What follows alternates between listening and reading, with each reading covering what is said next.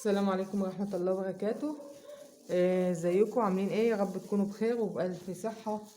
احنا دلوقتي برضو الجزء التاني عن الجرب، هنتكلم عن الجرب ونقول هنعمل ايه. طبعا احنا الجزء الاولاني شرحنا ان احنا هندهنهم بمرهم منجسايد، ونديهم حقن للجرب يا اما ايفوماك للجرب.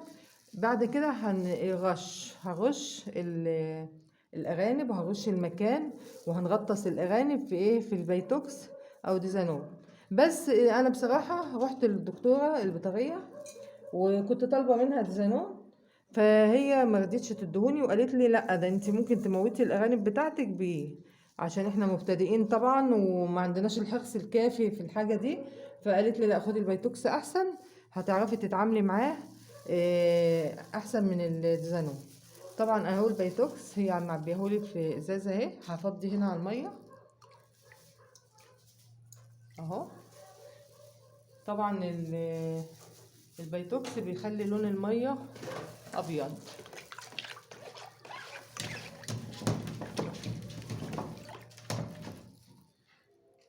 ايه ده؟ هنيجي نغطس فيها رجلين الارنب اللي هو عنده جرب اهو، غطس كده اهو، شايفين؟ وهنغطس اللي قدام كمان اهي. طبعا نبعد عن وشه. ممكن ناخد برضو لودانه كده اهو. وممكن نعمل ايه، ممكن نرش، هنملى دي بخاخه كده ونرش له اهو.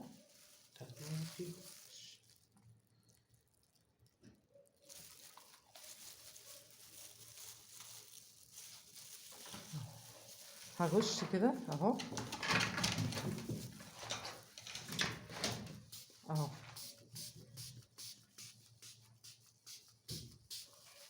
شايفين؟ لازم نرشه كويس،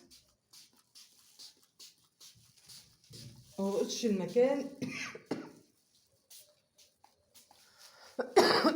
اللي هو على فكرة يا ريت تلبسوا كمامة وانتوا بتعملوا حاجة زي دي.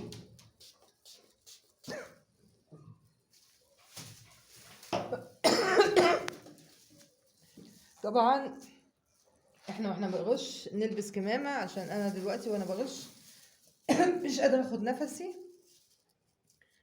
احنا هنرش المكان كويس اللي هو فيه الارانب، ورش الارضيات بتاعتهم والسلكات، وهم برضو كده ممكن نحميهم، ممكن نرشهم بالطريقة دي. نغطس رجولهم. وما تنسونيش في اللايك والشير والسبسكرايب، ودمتم سالمين، والسلام عليكم ورحمة الله وبركاته.